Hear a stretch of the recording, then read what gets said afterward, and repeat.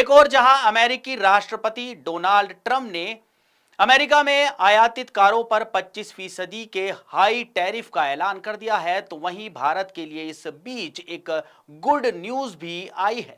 जी हां, ये खबर भी टैरिफ से ही जुड़ी हुई है। आइए जानते हैं कि वो गुड न्यूज क्या है। रिपोर्ट की माने तो अमेरिका कथित तौर पर भारत को चीन, मैक्सिको और कनाडा से नहीं जोड़ेगा और देश को अलग टैरिफ कैटेगरी में रखने के संकेत दिए हैं। इस बीच अमेरिका और भारत के बीच व्यापार वार्ता के अच्छी तरह से आगे बढ़ने की खबर है और इसमें किसी भी तरह का कोई गतिरोध नहीं दिख रहा है। एक रिपोर्ट में सूत्रों के हवाले से कहा गया है कि भारत के व्यापार अधिकारियों ने दिल्ली में अपने समकक्षों को बताया कि अमेरिका कथित तौर पर भारत को चीन, मैक्सिको और कनाडा के साथ नहीं जोड़ेगा।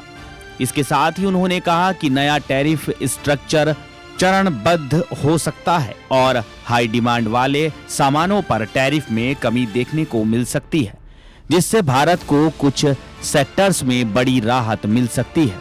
ऐसा अनुमान जताया जा रहा है कि ये वार्ता 3 दिनों के भीतर नई डील की रूपरेखा को अंतिम रूप दे सकती है। हालांकि इस दौरान अमेरिकी अधिकारियों द्वारा भारत पर अधिक रियायत के लिए दबाव भी डाला गया है। भारत के लिए ये राहत भरी खबर है और ये ऐसे समय आई है जबकि ट्रंप द्वारा चीन पर 10% टैरिफ लगाए जाने के बाद इसे बढ़ाकर 20% कर दिया गया था।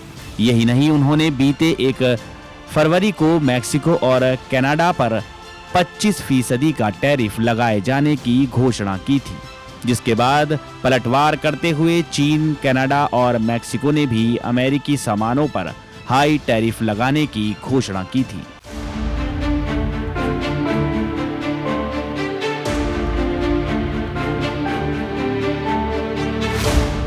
रमजान का पाक महीना चल रहा है और ईद उल फितर आने वाली है। इस बीच पूरे देश में ईद की नमाज को लेकर सियासी बयानबाजी शुरू हो गई है। सड़कों पर नमाज नहीं पढ़े जाने की मांग की जा रही है। दिल्ली के बीजेपी विधायक मोहन सिंह बिष्ट ने कहा कि हमें किसी की नमाज से समस्या नहीं है, लेकिन नमाज मस्जिद में पढ़िए, सड़क पर नमाज पढ़कर लोगों को परेशान ना करें।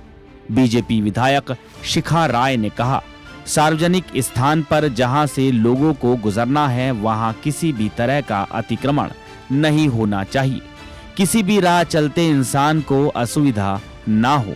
हर किसी को अपना धर्म मानने की आजादी है, लेकिन अपने धर्म की आजादी अपने तक रखें, दूसरों को असुविधा ना हो।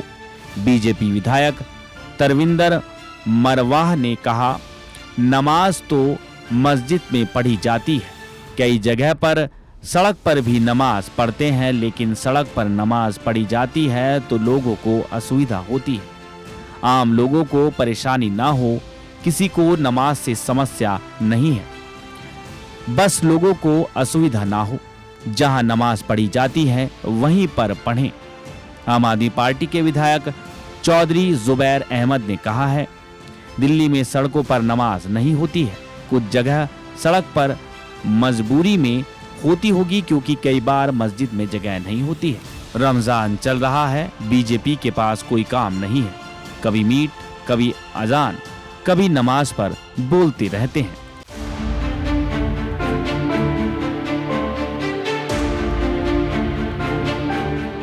दिल्ली हाईकोर्ट के जज यशवंत वर्मा के घर नोट जलने के मामले में दिल्ली पुलिस ने तुगलक रोड थाना अध्यक्ष समेत 8 पुलिसकर्मियों के मोबाइल जब्त किए हैं। इस मामले में कार्रवाई अब तेज होती दिख रही है।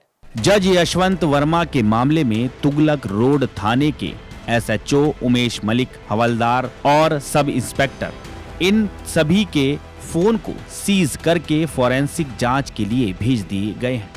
दरअसल अब ये जानने की कोशिश की जा रही है कि क्या आग लगने के दौरान जब ये पुलिसकर्मी मौके पर पहुंचे थे तो उनके मोबाइल फोन से कोई वीडियो बनाई गई थी या नहीं, और अगर वीडियो बनाई गई थी तो उसे किसी तरह की छेड़छाड़ तो नहीं की गई। इसके अलावा दिल्ली पुलिस ने इन सभी पुलिसकर्मियों के बयान भी दर्ज किए हैं। इस पूरे मामले में जस्टिस वर्मा ने जांच समिति के समक्ष पेश होने से पहले वकीलों से सलाह ली है। बुधवार को उन्होंने वकीलों की एक टीम से मुलाकात की थी। इस मामले की जांच के लिए सुप्रीम कोर्ट ने 3 सदस्यीय कमेटी गठित की थी। कमेटी ने मंगलवार को जस्टिस वर्मा के सरकारी आवास का दौरा किया था और उनके खिलाफ आरोपों की जांच शुरू की गई थी। समिति में पंजाब और हरियाणा हाई कोर्ट के चीफ जस्टिस शील नागू, हिमाचल प्रदेश हाई कोर्ट के चीफ जस्टिस GS संधावालिया और कर्नाटक हाई कोर्ट की न्यायाधीश अनु शिवरामन शामिल हैं। तीनों जज करीब 30-35 मिनट तक जस्टिस वर्मा के आधिकारिक आवास के अंदर रहे और निरीक्षण किया। जस्टिस वर्मा पर आरोप है कि 14 मार्च की रात करीब 11:30 बजे उनके घर में आग लगी थी। इस दौरान उनके घर से अधजली नोटों की गड्डियां मिली थी।